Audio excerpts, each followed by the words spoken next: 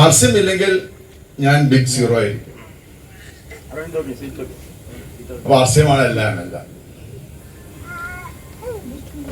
വർഷങ്ങൾക്ക് മുന്നേ കോഴിക്കോട് താമസിച്ചിരുന്ന ഞാൻ ഒരു ജോലി കിട്ടിയിട്ട് എറണാകുളത്തേക്ക് പറിച്ചു നടപ്പെട്ടു. ജോയിനിങ് ഡേറ്റ് എന്ന് പറയുന്നത് 19th June 1991 ആയിരുന്നു. യൂണിറ്റ് ട്രസ്റ്റ് ഓഫ് ഇന്ത്യ എന്ന സ്ഥാപനത്തിലെ ഒരു ജോലിയാണ് കിട്ടിയത്.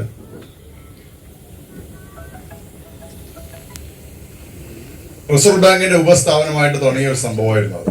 ഗവൺമെന്റിന്റെ ഫുൾ അണ്ടർടേക്കിംഗ്. അവിടെ ജോലിയിലിരിക്കുകയാണ് ആർസിഎമ്മിലേക്ക് ഞാൻ കടന്നു വരുന്നത്.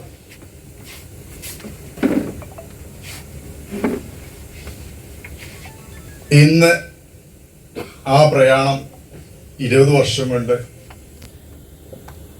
ഈ രൂപത്തിൽ എന്നെ ആക്കിയിരിക്കുകയാണ്.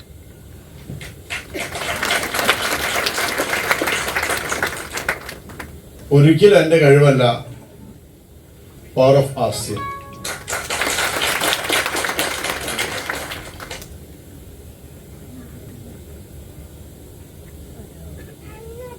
ഞാൻ ജനിച്ചു വീണത് ഒരു നല്ല ദരിദ്ര കുടുംബത്തിലാണ്. നല്ല അടിപൊളി ദാരിദ്ര്യം, എണ്ണം പറഞ്ഞ ദാരിദ്ര്യം. അങ്ങനെ ഒരു കുടുംബത്തിൽ ജനിക്കാനുള്ള ഭാഗ്യം എനിക്ക് കിട്ടിയിട്ടുണ്ട്. എൻ്റെ അമ്മ മരിച്ചുപോയി.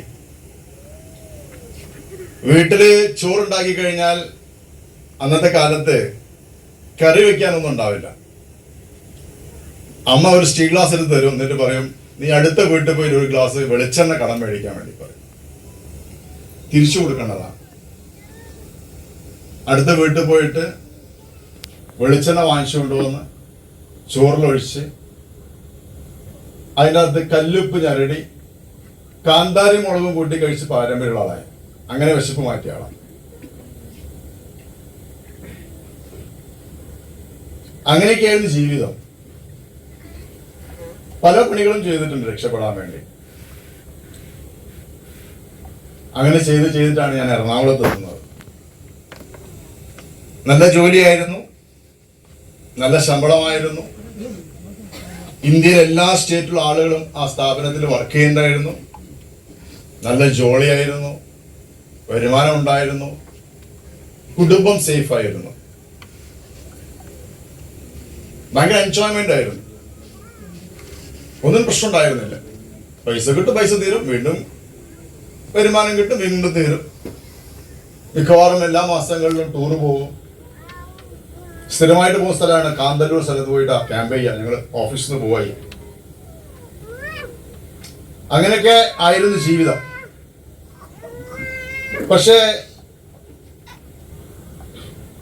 വരുമാനം എപ്പോഴും നോക്കിയാലും തികയാത്തൊരവസ്ഥ ഉണ്ടാവും. ജോലി ഉണ്ടെങ്കിലും ഇൻകം ഉണ്ടെങ്കിലും. പക്ഷെ ആ ജോലിയിൽ ഞാൻ സാറ്റിസ്ഫൈഡ് ആയിരുന്നില്ല. എനിക്കെന്തോ ഒരു അസംതൃപ്തി. ഇവിടെ എനിക്കൊന്നും ചെയ്യാനില്ലല്ലോ. അവിടെ കംപ്ലീറ്റ് ബോസുമാരെ കളിയാണ്. മെമ്മോ ഒക്കെ ഇടയ്ക്ക് കിട്ടുമായിരുന്നു. കയ്യിലിട്ട് ശരിയില്ല. അതുകൊണ്ടാണ്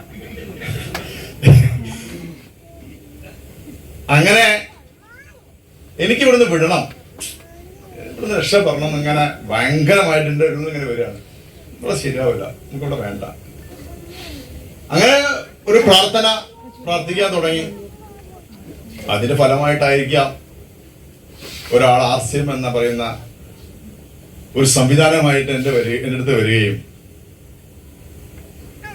ഒരു കിറ്റ് എന്നെ ഏൽപ്പിച്ചു. ഇവിടെ ബോർഡില്ലല്ലേ? ഉണ്ടോ? ബോർഡില്ല. ഓക്കെ, ഞാൻ വ്യക്തമായിട്ട് പറയാം. ഒരു ജോയിനിങ് കിറ്റ് തന്നു. ആർസിഎം എന്ന സംവിധാനത്തിൽ മെമ്പർഷിപ്പ് എടുക്കാൻ വേണ്ടി പറഞ്ഞു. അന്ന് 1320 രൂപ, 20 വർഷം മുന്നേ 1320 രൂപയുടെ ഒരു ജോയിനിങ് കിറ്റ് എടുത്ത് ഞാൻ ആർസിഎമ്മിലേക്ക് കടന്നു വരുന്നത്. അന്ന് ജോയിനിങ് കിറ്റ് മാത്രമേ ഉള്ളൂ. 3 തരത്തിലെ ജോയിനിങ് ആണെന്നുള്ളത്. 1320 രൂപയ്ക്ക് ഒരു ജോയിനിങ് കിറ്റ് ഉണ്ട്. അതിനകത്ത് 2 പാന്റ് പീസ് ഉണ്ടാവും. സ്യൂട്ട് ലെങ്ത് എന്നാ പറയുക. 2 കളറിലുള്ള 3 മീറ്റർ വെച്ചുള്ള പാന്റ് പീസ് ഉണ്ടാവും. അടുത്തത് 3 പാന്റ് പീസ്, 3 ഷർട്ട് പീസ്, ഒരു ചെറിയ ബാഗ് ഉണ്ടാവും 1500 രൂപയ്ക്ക്.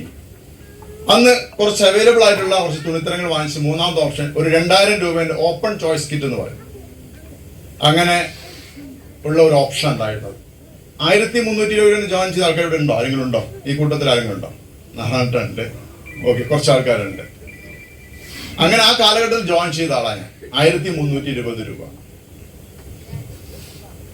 1320 രൂപ കൊടുത്ത് RCMൽ ജോയിൻ ചെയ്ത ഹേമന്ത് കുമാർ എന്ന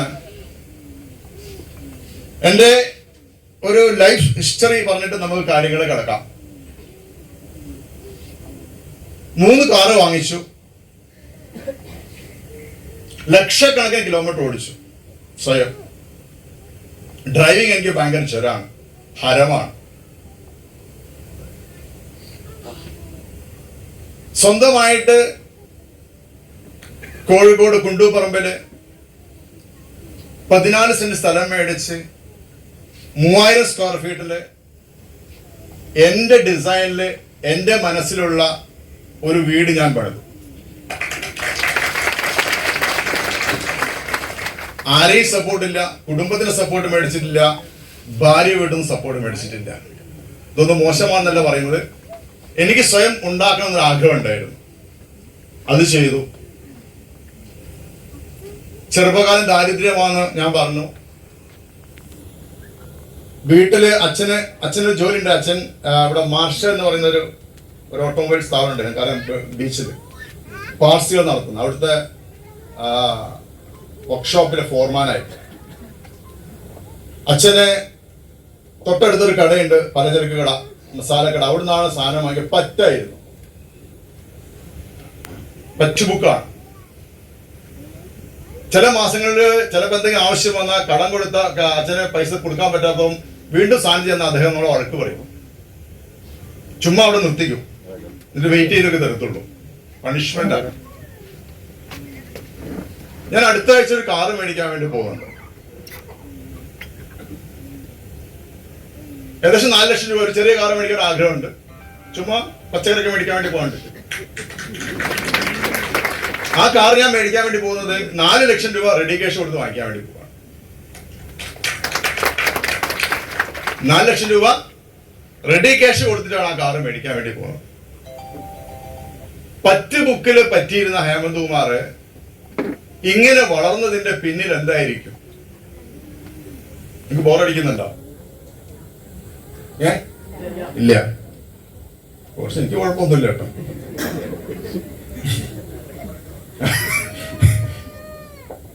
ആ ഒരു രീതിയിലേക്ക് എന്നെ മാറ്റി. ആസിൽ വരുന്നതിന് മുന്നേ എനിക്ക് ഷൂ ഇടാൻ അറിയില്ല. ഷൂ എനിക്ക് അലർജി ആയിരുന്നു. ഇൻ ചെയ്യുന്നത് എനിക്ക് ഒട്ടും ഇഷ്ടമല്ല, കാര്യം ഇപ്പോഴും ഇഷ്ടമല്ല. പക്ഷെ ഇടാൻ സമ്മതിക്കത്തില്ല. കോട്ടിടാൻ ഒട്ടും താല്പര്യമേ ഇല്ല. പക്ഷേ ഇന്ന് പിക്ചർ മാറി. എനിക്കിന്ന് ഉറങ്ങുമ്പോഴും കോട്ട് വേണം. കോട്ടില്ലെങ്കിൽ ഒരു ഉഷാറില്ല. RCMന്റെ ഞാൻ തുടങ്ങിയ കാലത്ത് RCMന്റെ ലോഗോയില് 3 ശരിയായിരുന്നു, 3 ടിക്ക് അല്ലെ? പറയണ്ട, 3 ടിക്കാണ്. ആ ലോഗോയില് പറഞ്ഞ കാര്യം come once stay forever എന്നാ പറഞ്ഞത്. ആർക്കും ഓർമ്മയുണ്ടോ അത്? എന്താ പറഞ്ഞത്? Come once stay forever. ഒരിക്കൽ വരിക, എന്നേക്കുമായിട്ട് നിലനിൽക്കുക. ആ ഒരു കാര്യം ഞാൻ ചെയ്തു. പിന്നെ കുറച്ച് കഴിഞ്ഞപ്പോൾ ലോഗോയിൽ മാറി ട്രാൻസ്ഫോമിംഗ് ലൈഫ്സ്, ട്രാൻസ്ഫോമിംഗ് ഇന്ത്യ.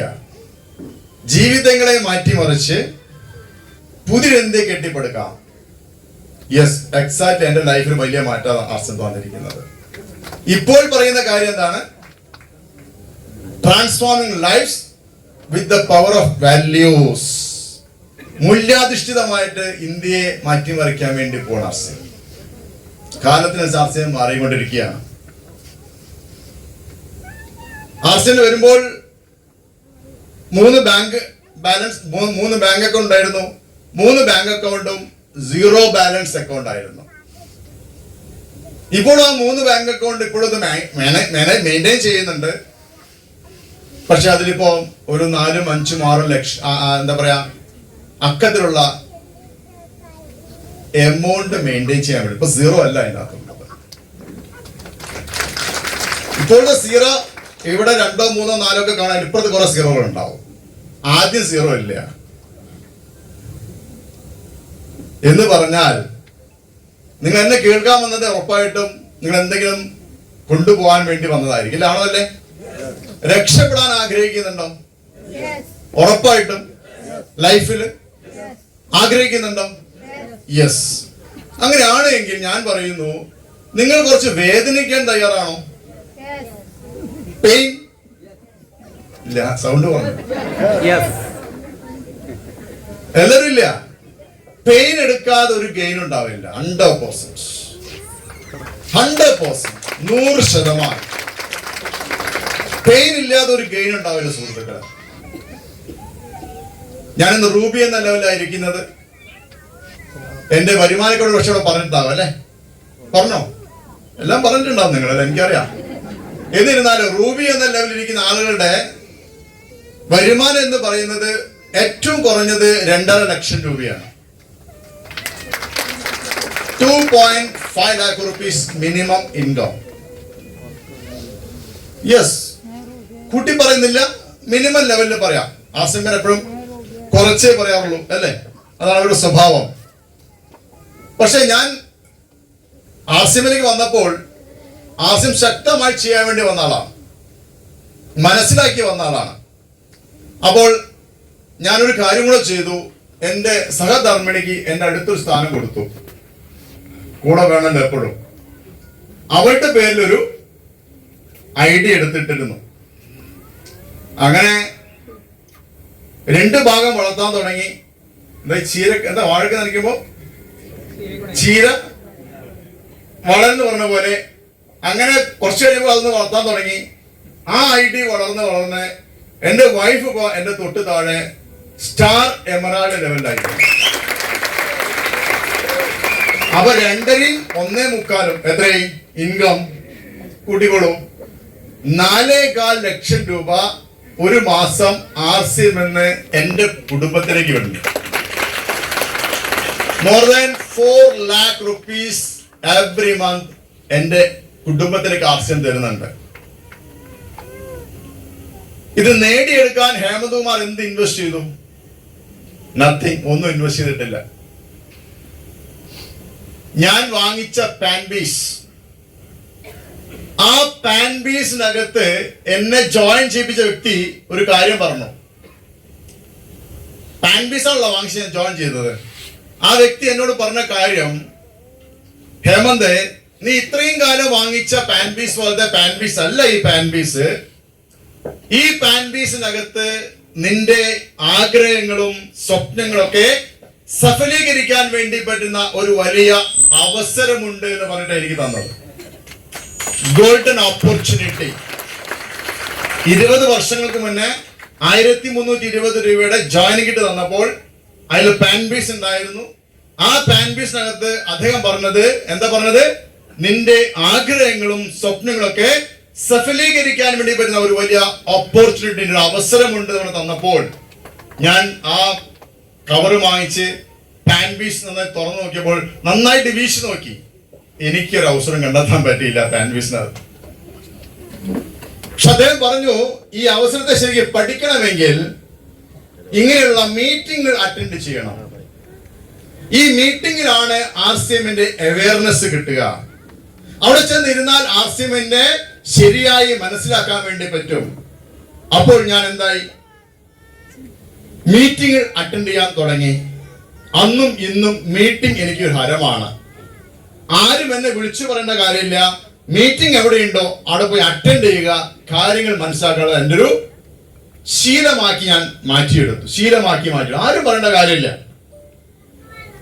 അങ്ങനെ 1320 ജോയിനിങ് കിട്ടി എന്റെ കുടുംബത്തിലേക്ക് 4 ലക്ഷം രൂപയുടെ വരുമാനം ഇപ്പോൾ തരുന്നുണ്ടെങ്കിൽ ഈ വരുമാനം ഇനി നിലയ്ക്കുന്ന പ്രശ്നമുണ്ടോ? കൂടി വരാനുള്ള സാധ്യതയുണ്ടോ? ഉണ്ടോ? യെസ്, കൂടും. എന്താണ് ഇതിന്റെ പിന്നിലുള്ള ചേതോ വികാരം? അതാ ഞാൻ പറഞ്ഞ പെയിൻ, പെയിൻ, പെയിൻ. ഞാൻ വരുമ്പോൾ RCMല് ആകെ 30 താഴെ ഉൽപ്പന്നങ്ങളേ ഉള്ളൂ. ഇന്നത്തെ തവിടെണ്ണയില്ല, ന്യൂട്രിചാർജ് ഇല്ല, ഹരിത സഞ്ജീവനി ഇല്ല, കീസോൾ ഇല്ല, ഒന്നുമില്ലാത്ത ഒരു കാലഘട്ടത്തിലാണ് ഉണ്ടായിരുന്ന ജോലി കളഞ്ഞ് RCMനെ ഏറ്റെടുക്കുന്നത്. കേരളത്തിലെ RCMന്റെ 4ാമത്തെ ഔട്ട്ലെറ്റ് MR ഏജൻസീസ് എന്ന് പറഞ്ഞുകൊണ്ട് എറണാകുളത്ത് പ്രസ് ക്ലബ് റോഡില് PUC തുടങ്ങിയ വ്യക്തിയാണ് ഞാൻ. ആ PUC ഇപ്പൊ ഇല്ല, 6-7 കൊല്ലം നടത്തി. അങ്ങനെ ആ ജൈത്രയാത്ര നടത്തി ഈ ലെവലിൽ വന്നിട്ടുണ്ടെങ്കിൽ എന്ത് ചെയ്തു? ഞാൻ പറഞ്ഞു, ഞാൻ ദരിദ്രനായിട്ടാണ് ജനിച്ചത്. പക്ഷേ ജീവിതം ഇങ്ങനെ പോകെ ഒരു വാക്ക് കേട്ട് ഞാൻ, അതെന്നെ ഭയങ്കര സ്ട്രൈക്ക് ചെയ്ത വാക്കാണ്. ആ വാക്ക് ഇങ്ങനെയായിരുന്നു: ഒരു വ്യക്തി ദരിദ്രനായിട്ട്, നിങ്ങൾ കേട്ട വാക്കുകളാണ്, ഞാൻ ഒന്ന് റിപ്പീറ്റ് ചെയ്യുന്നത് മാത്രം. ഒരു വ്യക്തി ദരിദ്രനായിട്ട് ജനിക്കുന്നത് അദ്ദേഹത്തിന്റെ കുഴപ്പമല്ല എന്നും, പക്ഷേ അദ്ദേഹം ജീവിച്ച് വർഷങ്ങൾ ജീവിച്ച്, കുറെ വർഷം ജീവിച്ച് ദരിദ്രനായിട്ട് മരിക്കുന്നുണ്ടെങ്കിൽ അത് അദ്ദേഹത്തിന്റെ മാത്രം കുഴപ്പമാണെന്ന് ഒരു വാക്ക് കേട്ടു. എനിക്ക് തോന്നുന്നത് സ്വാമി വിവേകാനന്ദന്റെ വാക്കുകളാണെന്നോ, അല്ലെ? ശരിയല്ലേ സർ? യെസ്. ഞാനൊരു ഡിസിഷൻ എടുത്തു. ഹേമന്ത്കുമാർ മരിക്കുമ്പോൾ ഒരിക്കലും ദരിദ്രനായിരിക്കില്ല. അത് തീരുമാനമെടുത്തു. 100% ഡിസിഷൻ, തീരുമാനം. ആ ഉറച്ച തീരുമാനം ഇങ്ങനെ മനസ്സിലുണ്ട്. അപ്പൊ രക്ഷപ്പെടാനുള്ള ആഗ്രഹമായിട്ട് ഇങ്ങനെ പലതും അന്വേഷിച്ചുകൊണ്ടിരുന്നു. ഗവൺമെന്റ് ജോബ് കിട്ടി. പക്ഷെ ഒരു കാര്യം മനസ്സിലായി, ഗവൺമെന്റ് ജോബിൽ നമുക്ക് ജീവിച്ചു പോകാനേ പറ്റത്തുള്ളൂ, ആഗ്രഹങ്ങളൊന്നും നേടിയെടുക്കാൻ പറ്റില്ല എന്ന് എനിക്ക് ബോധ്യം വന്നു. കുറെ ആൾക്കാർ കണ്ടപ്പോൾ മനസ്സിലായതാണ്. അതുകൊണ്ടാണ് ജീവിതത്തിൽ കുറെ സ്വപ്നങ്ങളും ആഗ്രഹങ്ങളും ഉള്ളത് കൊണ്ട് അത് നേടിയെടുക്കാൻ RCMലൂടെ സാധിക്കുമെന്ന് മനസ്സിലാക്കിയപ്പോഴാണ് ഒരു റിസ്ക് എടുത്ത് ഞാൻ ജോബ് കിട്ടിയത്. അവിടുന്ന് അങ്ങോട്ട് ഒരു പ്രയാണമായിരുന്നു. അത്ര ഈസി വേ ആയിരുന്നില്ല. പ്രൊഡക്ട്സിന്റെ ലഭ്യത കുറവുണ്ടായിരുന്നു, പറഞ്ഞു തരാൻ ആൾക്കാരുടെ കുറവുണ്ടായിരുന്നു, ലാംഗ്വേജിന്റെ ഭയങ്കര പ്രോബ്ലം ഉണ്ടായിരുന്നു, ഉൽപ്പന്നങ്ങൾ ഉപയോഗിച്ച ആളുകൾ ഒട്ടും ഉണ്ടായിരുന്നില്ല, അനുഭവസ്ഥരൊന്നും ഉണ്ടായിരുന്നില്ല. അങ്ങനെ ഒരു കാലഘട്ടത്തിൽ RCM ഏറ്റെടുക്കുന്നത്. ഞാൻ പറയുന്നു, സത്യം പറഞ്ഞാൽ ഒരു വ്യക്തി പറഞ്ഞത് കേട്ട് അന്ധമായി ബ്ലൈൻഡ്ലി ബിലീവ് ചെയ്തിട്ട് RCMനെ അന്ധമായി വിശ്വസിച്ച് RCMലേക്ക് വന്ന ആളാ. അന്ധം, ഒരു ഇതുമില്ല.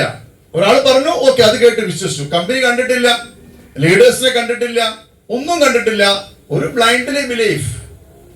ആ ബിലീഫിന്റെ പുറത്താണ് ഇതെല്ലാം സംഭവിച്ചിരിക്കുന്നത്.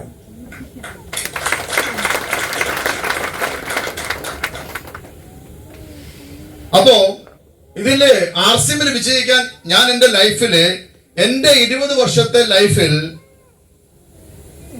ഞാൻ മനസ്സിലാക്കിയ ഒരു കാര്യം, ഈ സിസ്റ്റത്തിൽ നിങ്ങൾക്ക് വിജയിക്കണമെങ്കിൽ, എന്റെ മൈ ഓൺ എക്സ്പീരിയൻസ് ഞാൻ പറയുകയാണെങ്കിൽ, ഞാൻ പറയുന്നു, നിങ്ങൾക്ക് ഒരു വലിയ ഡ്രീം ഉണ്ടായിരിക്കണം. ഡ്രീം അവരൊരു ഡ്രീം ഉണ്ടായിരിക്കണം. കാരണം എന്നോട് എന്റെ അച്ഛൻ പറഞ്ഞിട്ടില്ല നീ രക്ഷപ്പെടുന്നു പറഞ്ഞിട്ടില്ല. അച്ഛന് ജോലിയൊക്കെ മേടിച്ചു തന്നിട്ടുണ്ടായിരുന്നു. അമ്മ പറഞ്ഞിട്ടില്ല, എന്റെ റിലേറ്റീവ്സ് പറഞ്ഞിട്ടില്ല, എന്റെ സുഹൃത്തുക്കൾ ആരും നീ രക്ഷപ്പെടുമെന്ന് പറഞ്ഞിട്ടില്ല. രക്ഷപ്പെടാൻ ആർക്കും ആഗ്രഹം, എനിക്ക് രക്ഷപ്പെടാൻ ആഗ്രഹം ഉണ്ടായിരുന്നത്. അപ്പൊ ഞാൻ ആഗ്രഹിക്കുകയും അതിനുവേണ്ടി തീരുമാനമെടുക്കുകയും ചെയ്തു. ദൈവാനുഗ്രഹം കൊണ്ട് എനിക്ക് RCM എന്ന ഈ 3 അക്ഷരം എന്റെ കയ്യിലേക്ക് വന്നു. പിന്നെ ആ അക്ഷരത്തെ ഞാൻ മുറുകെ പിടിച്ചിട്ടുണ്ട്. അങ്ങനെ ഉൽപ്പന്നങ്ങൾ ഉപയോഗിക്കാൻ തുടങ്ങി, അനുഭവങ്ങൾ വരാൻ തുടങ്ങി, ധാരാളം പണി ചെയ്യാൻ തുടങ്ങി, ആളുകളെ കാണാൻ തുടങ്ങി. പക്ഷെ പോകെ പണി ചെയ്യുന്നുണ്ട്, പക്ഷെ RCMന്ന് വരുമാനമൊന്നും കിട്ടുന്നില്ല. വർക്ക് കൂടുതലും ബെനിഫിറ്റ് കുറവായിരുന്നു. പക്ഷേ ആ പ്രയാണം അങ്ങനെ തുറന്നുകൊണ്ടിരുന്നു. Work work work work. Automatically result കൂടി കൂടി കൂടി ഇന്ന് വീട്ടിൽ കിടന്നുറങ്ങിയാൽ പോലും ഓരോ മിനിറ്റിലും ഓരോ സെക്കൻഡിലും എൻ്റെ മൊബൈലിൽ നോക്കിയാൽ ഏറ്റവും കുറഞ്ഞത് ഒരു 10,000 PB മാറ്റം വരും. ഇത് വെറുതെ പറയല്ല. ആ ലെവലിലേക്ക് ആർസിഎം വളർന്നു, അല്ലെങ്കിൽ നമ്മൾ വളർത്തി. ഇതെങ്ങനെ വളർത്താൻ വേണ്ടി പറ്റും? ഇതിന് ഇൻവെസ്റ്റ്മെന്റ് എന്തെങ്കിലും ഉണ്ടോ? ഇപ്പോൾ നിങ്ങൾ എല്ലാവരും ഭാഗ്യവാന്മാരാണ്. 2000 രൂപേന്റെ ഉൽപ്പന്നങ്ങൾ നിങ്ങൾക്ക് ഇഷ്ടമുള്ളത് വാങ്ങിച്ചിട്ട് ആർസിഎമ്മിൽ കടന്നു വരാം, അല്ലെ? ആണോ അല്ലേ? യെസ്. അത് അങ്ങനെ കടന്നു വന്നുകൊണ്ട് നിങ്ങൾക്കൊരു ID നമ്പർ കിട്ടും. ആ ID നമ്പറിന് എത്ര തലമുറയ്ക്ക് കൊടുക്കാൻ വേണ്ടി പറ്റും? ഒരു 6-7 തലമുറയ്ക്ക് ആ ID നമ്പർ മതി, പോരെ? പക്ഷെ ഈ ID നമ്പറിന്റെ ഈ നമ്പറിന്റെ വാല്യൂ തിരിച്ചറിയാൻ നിങ്ങൾ. എന്റെ ID നമ്പർ എന്ന് പറയുന്നത് 957202 ആണ്. ഇത് കൊടുക്കാൻ വെച്ച ID നമ്പറാ. വേണോ? കിട്ടിയ വാങ്ങും. ഇത് കൊടുക്കാൻ വെച്ചതാ. ബൈ ചെയ്യാൻ തയ്യാറാണോ? എത്ര കോടി തരും? നിങ്ങൾക്ക് ആംബിയറല്ല മക്കളെ വാങ്ങിക്കാനുള്ള. ആംബിയർ ഇവിടെ ആർക്കും ഇല്ല. അത് വാങ്ങിക്കാൻ ആംബിയർ കൊടുത്ത ഒരു മക്കൾക്കും ഇല്ല. സത്യല്ല സർ? യെസ്. ഇത് 6-7 തലമുറയ്ക്കുള്ളതാണ്. കോടിക്കണക്കിന് രൂപ വാല്യൂ വരുന്ന ID നമ്പറായി. ID നമ്പർ ഇതുപോലെ നിങ്ങളുടെ കയ്യിലും ID നമ്പർ ഉണ്ട് കേട്ടാ. അതിന്റെ വാല്യൂ നിങ്ങൾ തിരിച്ചറിയണം. അതിന്റെ വാല്യൂ നിങ്ങൾ ഉണ്ടാക്കിയെടുക്കണം. നിങ്ങൾ സ്വയം ഉണ്ടാക്കണം, ക്രിയേറ്റ് ചെയ്യണം, വാല്യൂ ക്രിയേറ്റ് ചെയ്യണം. നിങ്ങളുടെ കയ്യിൽ ID നമ്പറിന്റെ വാല്യൂ നിങ്ങൾ ക്രിയേറ്റ് ചെയ്യണം. ആ ID നമ്പറിന്റെ കോടിക്കണക്കിന് രൂപയുടെ വാല്യൂ നിങ്ങൾക്ക് സൃഷ്ടിക്കാൻ വേണ്ടി പറ്റും. ഇന്ന് വളരെ ഈസി ആയിട്ട് നേടിയെടുക്കാൻ വേണ്ടി പറ്റൂല്ലേ? യെസ്. ഇന്നത്തെ നമ്മുടെ ജീവിത സാഹചര്യത്തിൽ ഏറ്റവും വലിയ പ്രോബ്ലം എന്താണ്? സാമ്പത്തിക പ്രശ്നം. ശരിയാണോ? ഉണ്ടോ? ഇല്ലേ? സാമ്പത്തിക പ്രശ്നം ഇല്ലേ? ആർക്കും ഇല്ലേ? എല്ലാവരും സമ്പന്നന്മാരാണോ? സാമ്പത്തിക പ്രശ്നം ഉണ്ടോ ഇല്ലേ? ആരോഗ്യ പ്രശ്നം ഉണ്ടോ ഇല്ലേ? ഉണ്ടോ ഇല്ലേ? യെസ്. ഇവിടെ ഇരിക്കുന്ന ആളുടെ കാര്യമല്ല, നമ്മുടെ നാട്ടില് ഇപ്പൊ നമ്മുടെ കുടുംബം വീടിരിക്കുന്ന ഭാഗത്ത് ഒരു 100 കുടുംബം എടുത്താൽ ആ കുടുംബത്തില് ഒരു 80-85 കുടുംബത്തിന്റെയും ആധാരം എവിടെ ഇരിക്കുന്നത്? സേഫ് ആയിട്ടിരിക്കുകയാണ്. എവിടെ? കോഓപ്പറേറ്റീവ് ബാങ്ക് എന്നൊരു പേര്. ഭയങ്കര കോപ്പറേഷൻ. ഇതാ ആധാരം സൂക്ഷിക്കുന്ന കാര്യത്തില് ആണല്ലേ? ആധാരം പണയം വെച്ച സമയത്ത് ആധാരം പണയം വെച്ച് പൈസ മേടിച്ചല്ലോ, ഒപ്പിട്ട് പൈസ മേടിച്ചില്ലേ? ആ ഒപ്പിട്ട് പൈസ മേടിച്ച ആ നിമിഷം മുതൽ ഈ പണം ബാങ്കിന് പണം ഉണ്ടാക്കാൻ വേണ്ടി നമ്മൾ ഉറങ്ങുമ്പോൾ പണിയെടുത്തുകൊണ്ടിരിക്കുക. ആണോ അല്ലേ? ആണോ അല്ലേ? പക്ഷെ ഈ പണം എടുത്ത വ്യക്തി ഉണ്ടല്ലോ, ബാങ്കിന്റെ വഴി ബാങ്ക് മാറുകയാണ്. പിന്നെ ബാങ്കിനെ കാണൂല, ബാങ്ക് കാണുവര്, ബാങ്കിനെ വിട്ടു. പിന്നെ ജപ്തി നോട്ടീസ് വന്നാൽ മാത്രമേ ബാങ്കിലേക്ക് പോകത്തുള്ളൂ. ശരിയല്ലേ? ആണോ അല്ലേ? ഇങ്ങനെ കടക്കണിൽ ഉണ്ടെങ്കിൽ പോലും ഒരു കല്യാണം ഒഴിവാക്കത്തില്ല, ഒരു പ്രസവം ഒഴിവാക്കത്തില്ല. നാട്ടിലെല്ലാ കലാപരിപാടിക്കും ഉണ്ടാകില്ലേ? Stop it today.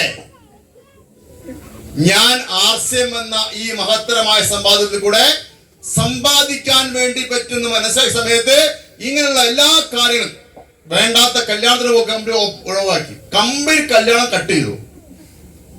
പണ്ട് ഞാൻ കല്യാണത്തിന് പോയാൽ വെണ്ണീര് മാറിയിട്ട് വരാണ്ടായിരുന്നു. പിന്നെ എനിക്ക് മനസ്സിലായി ഇത് ശരിയല്ല. പിന്നെ ഒരു കല്യാണത്തിന് പോകാറില്ല. എന്റെ മാക്സിമം ടൈം അവിടെ ഇൻവെസ്റ്റ് ചെയ്തു. ആർസിഎം ഇൻവെസ്റ്റ് ചെയ്യാൻ തുടങ്ങി. ടൈം വേസ്റ്റ് ആക്കിയിട്ടില്ല. കല്യാണം കട്ട് ചെയ്തു. പിന്നെ ചില ആൾക്കാര് ചില ഹോസ്പിറ്റലൊക്കെ ഉണ്ടാവും, സുഹൃത്തുക്കളുടെ ഭാര്യ പ്രസവിക്കാൻ മുമ്പ് വിളിക്കുക, പ്രസവം എടുക്കാൻ വേണ്ടി ഉപ്പര് പോകും. എന്നിട്ട് എല്ലാ പരിപാടിയും നിർത്തിയിട്ട് മാക്സിമം ടൈം എവിടെ ഇൻവെസ്റ്റ് ചെയ്തു? ആർസിഎം ഇൻവെസ്റ്റ് ചെയ്തു.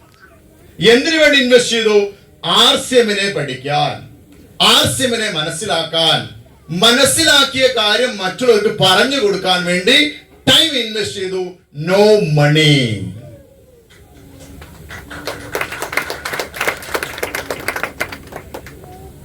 ഞാൻ കുണ്ടൂപ്പറമ്പില താമസിക്കുന്ന പറഞ്ഞു. ഞാൻ കഴിഞ്ഞ ദിവസം എന്റെ സുഹൃത്തിനെ കണ്ടു. ഞാൻ ചോദിച്ചു, കുണ്ടൂപ്പറമ്പിൽ എന്റെ മാതിരി 4 ലക്ഷത്തിന് മേലെ വരുമാനം മേടിക്കാൻ മന്ത്രി വാങ്ങിക്കുന്ന എത്ര പേരുണ്ടായിരിക്കും? ഈ മാതിരി വരുമാനം മേടിക്കുന്ന 1 രൂപ ഇൻവെസ്റ്റ്മെന്റ് ചെയ്യാതെ ആരുണ്ടാവില്ല. ഉണ്ടാകോ? ഇല്ല. 1 രൂപ പോലെ ഇൻവെസ്റ്റ്മെന്റ് ചെയ്യാതെ ഈ 4 ലക്ഷം രൂപ വരുമാനം കിട്ടുന്നത്. പക്ഷേ 4 ലക്ഷം രൂപയും 2.5 ലക്ഷം രൂപയൊക്കെ എന്റെ അക്കൗണ്ടിലേക്ക് വരുമെന്നുള്ളൊരു ബോധം എനിക്കുണ്ടായിരുന്നു. ആ ബോധം ശരിയാക്കാൻ വേണ്ടി ഞാൻ പ്രവർത്തിച്ചുകൊണ്ടിരുന്നു. എന്ന് പറഞ്ഞാൽ 2.5 ലക്ഷം രൂപ എന്റെ അക്കൗണ്ടിലേക്ക് വരുമാനം വരുമ്പോൾ, 4 ലക്ഷം വരുമ്പോൾ എന്റെ ജീവിതത്തിൽ എന്തെല്ലാം മാറ്റം ഉണ്ടാകുമെന്ന് എനിക്ക് മുൻകൂട്ടി കാണാൻ വേണ്ടി പറ്റിയ കാര്യമാണ് സംഭവം. മുൻകൂട്ടി കാണാൻ വേണ്ടി പറ്റി. ഇത് വരുമ്പോഴേ അറിയുള്ളൂ, വരാത്തപ്പോ അറിയില്ല. ശരിയല്ലേ? യെസ്. നിങ്ങൾക്ക് 2.5 വേണോ 4 ലക്ഷം വേണോ? 4 എല്ലാവർക്കും വേണം. ഞാൻ പറയുമ്പോൾ ചെയ്യാൻ റെഡിയാണോ? നമ്പർ 1, ഒരു നല്ല സ്വപ്നം വേണം. Big dream. സ്വപ്നങ്ങൾ കാണണം. സ്വപ്നമില്ലാത്ത ആർസിമില് ഒരു ചുക്കും ചെയ്യാൻ പറ്റത്തില്ല. എഴുതി വെച്ചോളൂ. എന്തെങ്കിലും നേടിയെടുക്കാൻ ആഗ്രഹിക്കുന്നുണ്ടെങ്കിൽ, ആഗ്രഹമുണ്ടെങ്കിൽ ആർസിമിൽ നിങ്ങൾക്ക് രക്ഷപ്പെടാൻ വേണ്ടി ആഗ്രഹം ഉണ്ടോ? സ്വപ്നങ്ങളുണ്ടോ? അതല്ലെങ്കിൽ നരകിച്ച് മരിക്കാനാണോ തീരുമാനം? അങ്ങനെയല്ല എങ്കിൽ ഒരു തീരുമാനമെടുക്കുക. നമുക്ക് നരകമാക്കണ്ട ഈ ഭൂമി, ഈ ജീവിതം സ്വർഗതുല്യമാക്കാൻ വേണ്ടി പറ്റും. മറ്റുള്ളവരുടെ കണ്ണീര് കാണാതെ, മറ്റുള്ളവരുടെ കഷ്ടപ്പാട് കാണാതെ, മറ്റുള്ള 10 പൈസ നഷ്ടപ്പെടുത്താതെ ആർസിയുടെ ലക്ഷങ്ങളും കോടികളും സമ്പാദിക്കാൻ വേണ്ടി പറ്റും. ഞാനിപ്പോൾ 4 ലക്ഷം സമ്പാദിക്കുന്നുണ്ടെങ്കിൽ ഞാൻ പറയുന്നു, അതിന് സ്വർണത്തിന് ഏറ്റവും വലിയ മൂല്യം ഏതാണ്? 916 ആണെങ്കിൽ അതിനേക്കാളും എന്തെങ്കിലും മൂല്യമുണ്ടെങ്കിൽ ആ മൂല്യം കൊണ്ട് കിട്ടുന്ന പൈസയാണ് ഈ പൈസ. ആരെയും വേദനിപ്പിക്കാതെ, ആരെയും സങ്കടപ്പെടുത്താതെ, ഒരു കള്ളം പോലും പറയാതെ.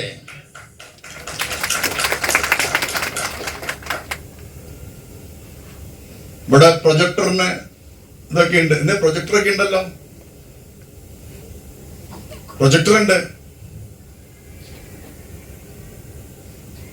പക്ഷേ ഞാൻ ഇപ്പോ നിങ്ങളോട് സംസാരിക്കുന്നത് ഹൃദയം കൊണ്ടാണ്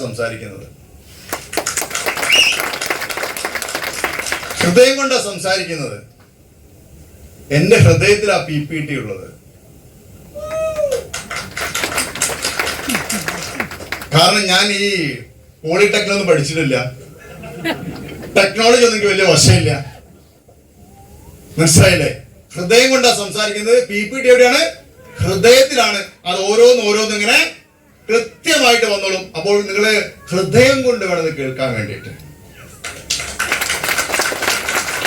ഹൃദയം കൊണ്ട് കേട്ടാൽ നിങ്ങൾ രക്ഷപ്പെടാൻ പറ്റും. റെഡിയാണോ? ആഗ്രഹമുണ്ടോ? സ്വപ്നങ്ങളുണ്ടോ? ആർസിഎം ഒരു ബിസിനസ് ആണോ?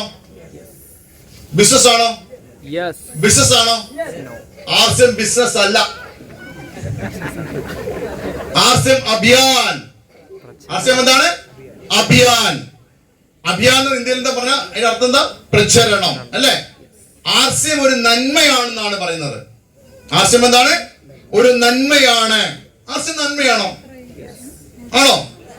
ഒരു ബിസിനസ് സ്റ്റാർട്ട് ചെയ്യുന്ന ആൾ ലക്ഷങ്ങളും കോടികളൊക്കെ ഇൻവെസ്റ്റ്മെന്റ് ചെയ്ത് ഒരു ബിസിനസ് സ്റ്റാർട്ട് ചെയ്യുന്ന ആളുടെ മനോഭാവം എന്താണ്? അത് നല്ല രീതിയിൽ നടത്തി ആ തുടങ്ങുന്ന ആളുടെ അത് മനോഭാവം എനിക്കും എന്റെ കുടുംബത്തിനും രക്ഷപ്പെടണം, സുരക്ഷാ ജീവനല്ലേ?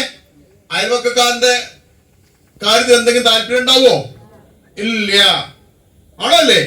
പക്ഷെ RCMല് അതുകൊണ്ട് RCM ബിസിനസ് അല്ല എന്ന് പറയുന്നത്. RCM ബിസിനസ് അല്ല. RCM എന്ത് കിട്ടും നമുക്ക്?